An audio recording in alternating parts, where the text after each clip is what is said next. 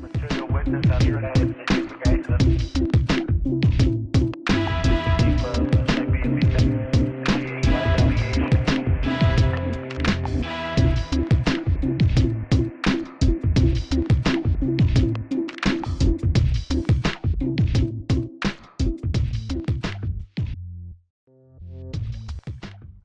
Nick, I'm actually really curious because I know that you've been doing like a lot of amazing work with RSD, Real Social Dynamics, for a number of years. Can you tell me kind of like what is the biggest thing that you're kind of like proudest of in all of the things that you've done with this company? Wow, that is a great question. I think the biggest thing that I'm proud of is that we're able to support the delivering of amazing content from our instructors, because when you look at trying to manage influencers, it's almost an impossible task. Yeah. When I look at guys like Ozzy, he had a lot of opportunities to teach. He was teaching Spanish around Spain. He was working on a cruise. He was doing all these things, and I approached him. Yeah. And I said, you know what, you're awesome at teaching pickup and actually practicing what you teach. Yeah. If we create a situation where I double or multiple the amount of money you make, and you're able to help a lot of people with amazing content, would you be interested in a job? He goes, yes, give me a contract to sign right now. I'll do it. And I replicated that again and again and again to get people, key players around the world. So not only are we able to teach people, we're able to teach people high quality content in places all over the world. So I'm really proud about that because it kind of actualizes the mission that Tyler and I had together. So we had a different mission. Tyler's mission was to influence in a very powerful way as many people as he could. My goal was to build the infrastructure, the machine, to allow him to accomplish that mission, but do it in a way where it was a global experience, something that was really large and was able to be a machine. It was about building that team, or his mission was about building that content. Combining it together, we get that mission of what RSD is today, a machine that creates amazing free content that is delivered to people all over the world, and it continually evolves and never gets old because we're always in the field. That sounds like an incredible kind of like marriage of two different ways of tackling the same problem. I imagine there are all kinds of ways you guys have had to like tackle the issues between bringing like Tyler's vision and your vision together. I guess kind of like, can you tell me a little bit more about how you guys have actually been able to make those things work together? I think that's one of my favorite topics because I've made, right now, I think I've made 2 30 to 60-minute videos just about the business relationship between me and Tyler on my YouTube channel, on the behind the scenes playlist. You can check them out. The thing about it is that Tyler and I used to be very, very similar in terms of what we were doing. We were both just doing one thing, which is pickup. We weren't in a company, we weren't out there focusing on the curriculum. We were really just doing it selfishly. And eventually we got to the point where we just wanted to share. It was just fun to help other people as well. And that's kind of like what happened here. And then when that happened, our roles had to shift because we couldn't have two people doing the same thing. So Tyler focused on that content and curriculum development, and he was amazing at it. And I focused on the business side of things. I think that growing up, I've always had a huge focus on getting involved with teams and leading teams. And Tyler's always had a focus also on being a leader as well, as he went into the business world very young, as a teenager. It's just that he was really, really good at focusing on, say, the matrix behind social dynamics. He was a philosophy major when he was at Queen's University, and that's what he graduated in. And he wanted to go to law school, which is interesting because that's actually what I'm doing. It's pretty amazing. At the same time, though, I was always focused on business first and foremost. I mean, I went through a couple MBA programs and studied business for a very long time. Spent well over $1 million in 5 years just studying business masterminds, building a network of people that are now on our board of advisors and are people on my YouTube channel, The Mastermind Show. I think that because I focused so much on that side, it was very useful for the business. Now, Tyler replicated that networking into content creation. So when I come over to the house, I'll meet Tony Robbins' team, the teams of powerful influencers. You go to his parties here at this mansion in the Hollywood Hills, you'll see influencers on YouTube that have millions of followers that have their own movement. And what Tyler's really good at is creating a tribe and a movement of people that are loyal to the content and contributions he's made to society. And I think it's a great and powerful thing that he's done right there. And I think that as we continue to grow and break into new verticals, we're going to see a lot more of how that development goes. That's why I'm also focused on building my own new office. That's one of my new passion projects. Can you also tell me a little bit more about that office? I know you've kind of mentioned this a little bit like when we're just talking off camera, but I'm really curious because this sounds like a really cool idea that you've been like trying to put together. A lot of it was inspired by what's been happening here in LA because Owen wanted to have a series of mansions every year where we continually grow and have more space for video production, and then also his marketing team to meet up. That's his team.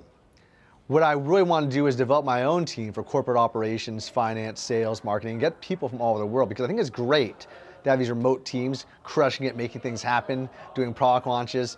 It's just that when you have people working together, you create these collisions of innovation and ideas that don't typically happen unless you're hanging out. Also the rapport and relationships that you build, the friendships. And I think it's really useful for us to do that. Also, it's also going to be close to the offices of my friends. And I think that'll also be good for me because then I'll have advisors and mentors really close by that I could get advice from. That's really cool. I'm kind of curious, what is it that really like made the idea of like this new office kind of like really take off? Because this is something that you've really like pushed for fairly, like a lot more recently. Yes. The biggest thing that happened was that we had a lot of conflicts about how my roles and responsibilities were forming. I was focusing a lot on projects that I considered ancillary, a musical, a TV show, hip hop videos, music videos for Modus. And Tyler was saying, hey, this is involved with you working on the business or even in the business. This is you working on things that can promote the business in ways that are ancillary. And I said, look, I could do that. And because we're living in different cities, me in Las Vegas and you're in Los Angeles, I will get a team around me that will allow you to work with these people, me to work with these people, and I can tell you exactly what I'm doing on a day-to-day basis. So many people don't even know what I do. I mean, I'm involved with so many different aspects of the business, from building our infrastructure for finance, which is like the accounting, the corporate strategy, the budgets, the marketing for the product launches, the speeches that we do under free tour, getting the teams together for product launch teams, and also the HR, marketing, and sales, and the development of IT and technology. Because I've done a lot of internships with enterprises, I've focused on these different things. You know, I've worked for law firms and politicians. I've worked at Intel and technology. I've worked marketing and done script development for so many pictures. I've done a lot of projects, but my whole career has been with Real Social Dynamics. You know, my entire post-undergraduate career. But these skills allow me to lead people, because every single thing that I've delegated are projects that I've personally done myself. Even the instructing, even though that's more of Owen's side of things. And as a result, it allows me to lead from experience. I mean, when we created Real Social Dynamics, the real in Real Social Dynamics is because we wanted to focus on things that we could teach from real world experience. Things that we actually have done ourselves. We're sick and tired of people just talking without actually having done it themselves. And if they did do it, you're talking from what they used to do. It'd be like if I was focused on teaching pickup now when I'm a married guy. You could talk about it, you should be focusing on why you're actually doing it. And that's really why we wanted to call it Real Social Dynamics as well, because I could see a future where us as co-founders, Tyler and I, we focus a lot more on other kinds of niches, you know, in self-improvement, business, and other things. I mean, we'll also bring gurus in there focusing on fitness, but you focus on teaching those things that you're focusing on. I think that you'll get a lot more value from doing that, someone in the field. As I think that if you were to get a law seminar from Bill Clinton, that's cool.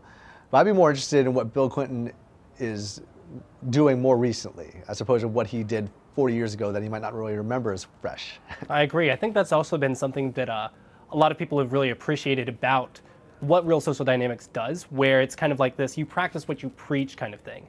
Yeah, the instructors, and you even mentioned, I think that a lot of people have forgotten this, that you were once an instructor as well. You were once traveling around the world, and you created the free tour event while you were giving these types of speeches. That's correct, right? That's right. I went in 6 months to 270 cities in 70 countries, and I taught 1 to 3 programs a day. Back then, though, it was a 4-hour experience with me and a bunch of in-field video of all the instructors.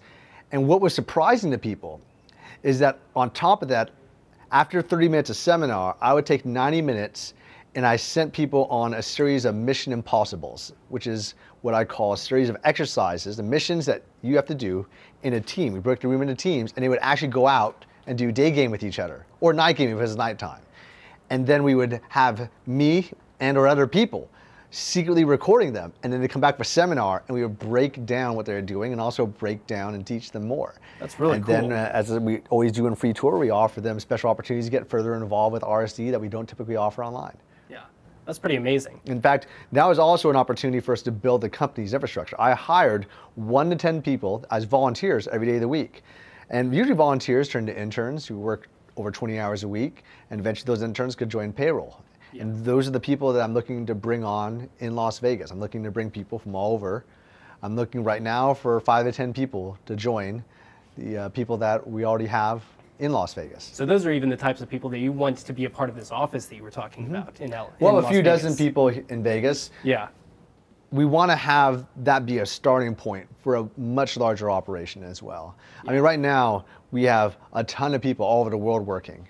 You know, we have 10 teams of instructors that have 1 to 5 cameramen, there are marketing teams, and then we also have Owen's team, and we have our corporate team spread out among the whole world. From technology, finance, marketing, sales, customer service, countries all over the world. I just wanted to get some of these people to relocate to Las Vegas, and all the future people on the corporate team to be with me in Las Vegas. Everyone who's already a part of RSD, they could live wherever they want, live that lifestyle that we've developed, grandfathered in, but in the future, I want people to be closer to me. And I'm not sure how long or how that's going to work, but it sounds like a really cool idea. I think that it's something that would excite a lot of people that would be coming on. Yeah, I'd love to work directly with the people, and I think that I could personally work on a daily basis and personally supervise 10 people at a time until they're fully with their fancy new skills, and then they'll have direct supervisors taught or teaching the other people as we kind of develop these teams.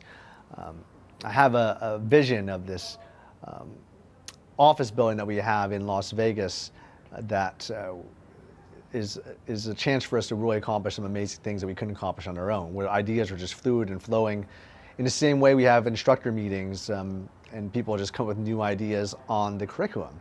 Yeah. I want to do that same thing on the business side, as I believe that RSD is a world-class organization and should have that not just in terms of content, but also throughout the business infrastructure. That's really cool. Another thing that I was kind of curious about is, what is one of the biggest things you kind of found that you've overcome? Like one of the biggest bears, challenges, issues that have come up in your time here at Real Social Dynamics that you've found a way to work with, found some kind of solution for? The biggest solution I think I found is how I've framed in my mind the toughest things that happen. Now, people always will have that in their personal life. Now, we've had it in a personal and business setting. For example, when the recession came, it felt like I would want to cry every day because there's so much burden, hundreds of thousands of dollars of debt we didn't have an idea of how we're going to pay off. So I sold everything I owned. I sold even DVDs. I'd drive an hour outside the city just to sell DVDs, just to pummel money into the company so it survived. I was sleeping in my car for weeks and not sure how we were going to get out of it. We eventually got out of it by creating the Free Tour. And I had volunteers that would cover venues, my travel, my food, my lodgings, and we eventually got out of that situation. I just cared so much about our mission, and I wanted to be actualized that I gave up everything. And I think that when I want to go back to your question and kind of answer it directly, it's basically to go from that to more recent situations. You know, I've had situations more recently where people have stolen tons of money from us, hundreds of thousands of dollars.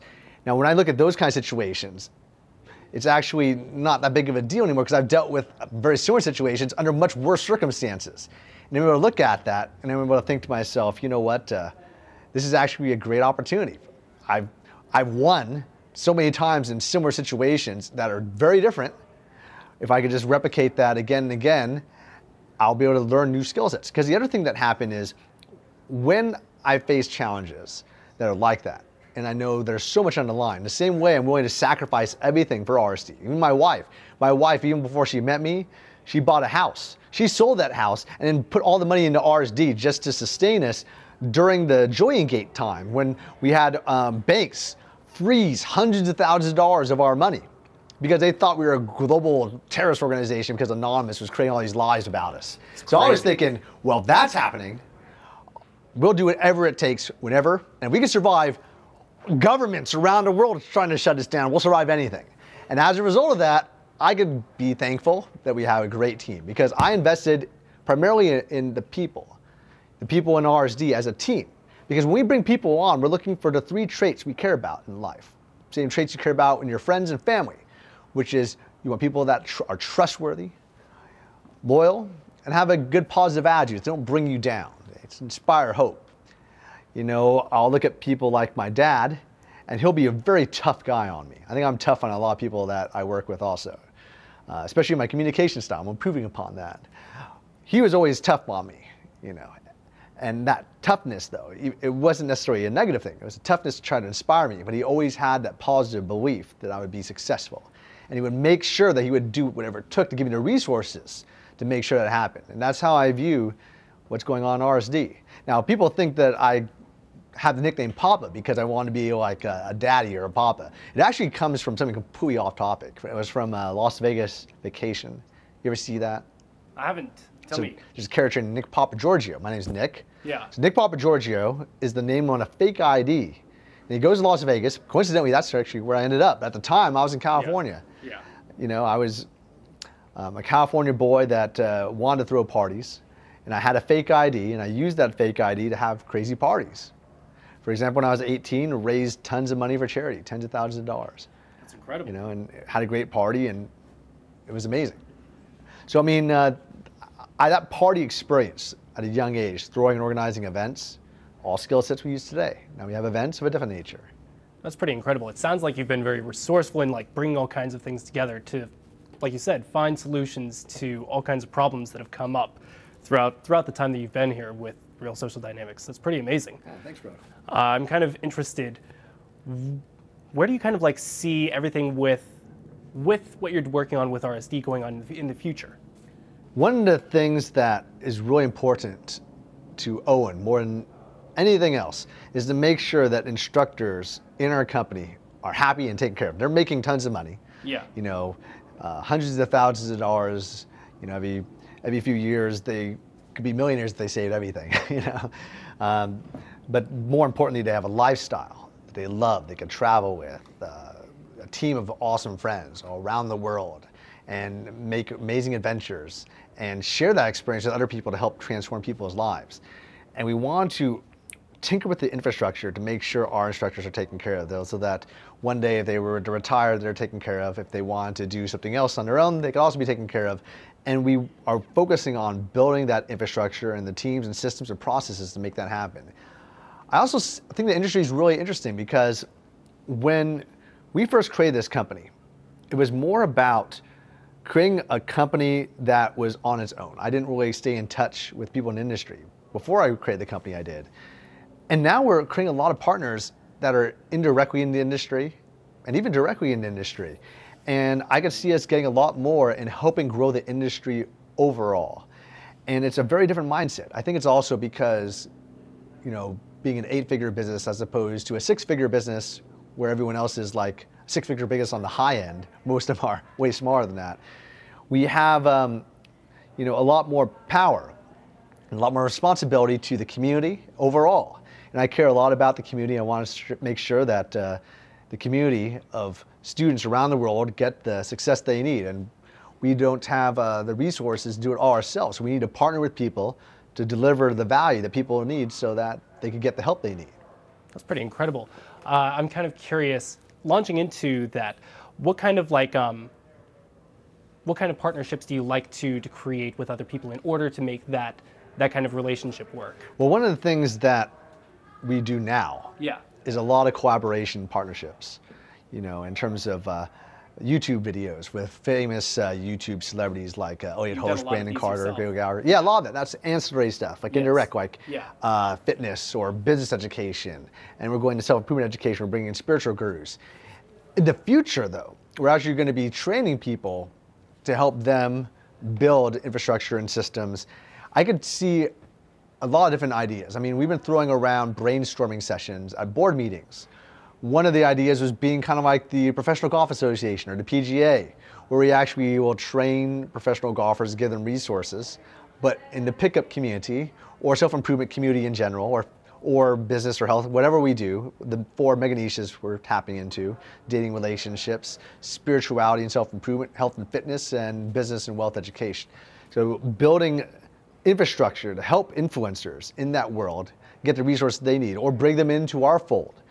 We just need to make sure, and I prefer that, to have enough infrastructure with the right people that we can support them and make sure they're taken care of and that they want to be with us as we grow. And we are always growing. We've been on average growing 20% year to year, which is basically doubling our growth every 4 years. Which has been pretty amazing. I'm kind of curious as well. You've talked about a lot of these kinds of like relationships you've been able to cultivate with like other YouTube stars, other businesses, etc. In order to do that, I have to assume you bring like massive value to the table.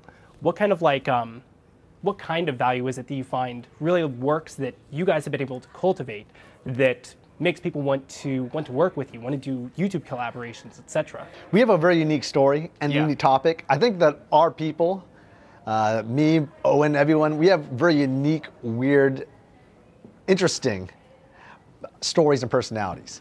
I also think that the service we provide to clients is amazing. And what we've done is kind of unique. I mean, we built an industry from scratch. And people are always curious about how we're able to do that. So we will share that intelligence, that knowledge. We also are really good at connecting people from doing cold approach walk-up. And one of the reasons why I created RSD Founders Club was to show how you could parallel the skills of actually cold approach pickup to cold approach business to make money. I mean, when I go to business conventions, in the same way I would walk up to a 2-set when I was a single guy, approaching girls at movie studios, I would do the same thing now to billionaire CEOs and millionaire bosses and invite them out, party with them. A lot of people are wondering how to do that. So I created a 30, 40-hour course just about that one particular topic. Some of the things that people don't realize is that everyone has value that they offer. A lot of people don't even, if you're just a genuine good guy that has that valuable mindset, you can help anyone. I mean, even time. Everyone has time. Everyone can offer some time. But at the same time, there's always not enough time. And that's why we have a volunteer program. And pretty much every powerful person relies on volunteers or interns or support in order to build their brand, build their goods and needs. I mean, even this summer, to help me learn, I want to help other people. So I volunteered to work for Steve Tish's Escape Bars, which is the production company at Sony Pictures and Sony Entertainment that made Forrest Gump, The Equalizer, Pursuit of Happiness. So I was able to learn directly from famous producers. I was able to then provide my feedback about scripts, movies, development, and my background, my story involved with Real Social Dynamics. And I thought that was an awesome opportunity to do coverage, do networking. I also invite a lot of people to events. I network with each other. I network people with each other. I'm a connector. So I'll have dinner parties, lunch parties. We have parties at this mansion. We have parties all over the place. I love creating the creativity of it. I'm really good at it. My wife met my family for the first time at a party that I co-hosted at the Playboy Mansion. That's pretty cool. You know, and I did that as a charity function for Richard Branson and John Paul DeJoria. And that was really awesome. It was a black tie event. And I've had parties all over the world. We used to have a thing called RSD Retreat. That would be fun to do again, where we'd have 1 or 2 week-long parties around the Greek islands or Italy or south of France. And we would bring instructors together to make videos. Now Owen does his annual retreat in Hawaii for people to come join him. I think that these kind of things are a lot of fun. I'd love to reinitiate a lot of these fun ideas. It's just a matter of time, though. Yeah, so we just need more people to volunteer and get involved. And we will add as much value as we can in exchange. We could teach them, find out what their goals and needs are. Once you understand what people want in general, you could just give them that. I mean, whether it's girls, if they want fun, excitement, adventure, or whether it's a guy who's someone you want to create potential partnerships with, business with, or introduce them to girls, or whatever. Understanding other people's intentions and how you can help them, and just being a kind of guy who's interested in helping people accomplish their goals. Your intention is to help other people to accomplish their intentions. I think that is a great outlook and skill set. If you have that shift in mindset, I think that changes things. That's really impressive. And I think that I've heard that you're like somebody who's pretty damn good in sales. Somebody who like has really helped this company with with sales, usually in something like that, you have to kind of like prospect your leads. I'm curious, with the people that you like to collaborate with, say for your YouTube, say people that you like to work with within your company, what are the kind of like qualities and traits that you like to see in them before you're fully interested in having some kind of like engagement with them? When we first built this company, in order to get leads, prospect leads, Tyler and I were just sharing field reports. And then we would go to a city, and back then forums would allow you to search by city of members. We would just type in a city and just have lists of tons of people. Now I would manually just email every single one of them and then get them on the phone. And if I could get them on the phone, I could convince 90% of them to have lunch or dinner with me. And if I could get them to have lunch and dinner with Tyler and I, we're both doing this, 90% of them would give us $600 at the end and get a day game workshop that was $600, and we would go out with them for 8 hours. And then at night, we would go out for 8 hours and we would just pick up our own girls, pull girls, that could just watch us have fun. And that eventually was the basis of a boot camp, because those ratios might be 10, 20, 30 people on one instructor. But now it's a 3-to-1 ratio, and it's $2,000. And we do these programs in a very professional, organized way. And the sales prospecting system, in terms of the training, I personally have trained our sales managers to work the phone, work the system. And it's a process where you figure out what they are looking for, find out what your customers want, and deliver it to them. So when I talk to somebody, I might find out what they're from, why they're just in the game, why are they even contacting me in the first place, understand their background, and then I'll direct them to what we do, because we create customized programs called the Bootcamp. Back then, that was the only product we sold. Now we have products that if someone says, hey, I'm interested in say, inner game, I could direct them to the Blueprint Decoded. I'm interested in an online game, direct them to execute the program. I'm interested in a full-scale system. Okay, check out the basics and foundations, check out Shift, check out this and this. And we can just go down the list of all the products in the RSD Nation store that might be good for that particular person, or create a customized experience, because we do it all the time. And if you could give people the features and benefits of what they want, that's how you're going to get them to what they need. The features would be me saying, hey, we got a great program. This program has 8 hours of content, and you'll be involved in 3 days. And the benefits would be like going through an intensive program like this will allow you to get the skill sets you need to get higher quality women in your life, hook them into conversations, and lock them into a conversational skill set that you didn't have while developing a mindset in your game. And then just basically give them those benefits that they'll walk away from, that they show off to their friends. I mean, you got to remember that we're a company that doesn't spend money on paid marketing advertising. We've done it for some retargeting ads, like $50 a month or something like that. It's just that word of mouth is how we grow. And that's all based on creating a high quality content that people will share with other people. And people will say, hey, check out this stuff, it's awesome. And that's how we grew our business. And that's still how we are growing today. That's pretty cool. Now I'm kind of curious, what is one question that today I really should have asked you that I totally haven't yet? Well, you know what, when I was in the last 4 months thinking about people that were kind of like a role model to me in a particular thing, which was health and fitness. One of them was you, because you're about the same size and build as me. So I was thinking, you know what? I want to get to a similar weight, and now we're the same weight. We're both about 150. I think you're even a little bit lower than I am. Yeah. I think that you have like done an incredible transformation. So in the last 4 months, I lost 50 pounds, and I lost 65 in the last year. And it was from a very simple thing. Still eating tasty food, just getting rid of bread and grain products. That was it. I mean, I also cut out desserts. Naturally. But I mean, the biggest focus was a shift, because I'm not really a big dessert guy, but I definitely was a rice guy, a noodle guy, a pasta guy, gone, all that. Instead, put some healthy vegetables. And that allowed me to get into shape. And I think one of the biggest things that inspired me, there's two of them. One was seeing my doctor, and he said, you got to get into shape. You're too out of shape. If you don't change your diet, you're going to get diabetes earlier. Some bad thing is going to happen to you. The second thing was, I've been working on a musical, a hip hop musical, And in fact, I was listening to beats yesterday and rappers yesterday for inspiration or contribution or potential collaboration. I see us getting more into music business, and even having our instructors rap and dance and be in music on stage, doing concerts, being in our future show because we're working on a TV series. Sure, those Jeffy are ancillary, right? Jeffy's already practicing. I mean, he did a full rap on Hamilton on his YouTube channel. He's one of the dozens of people I've taken to Hamilton. Yeah. I am going on the day after my birthday to New York City to go to Broadway.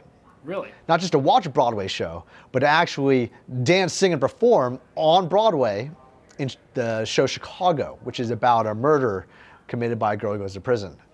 And I'm one of the reporters. And I watched the show beforehand, live, and I was thinking, you know what?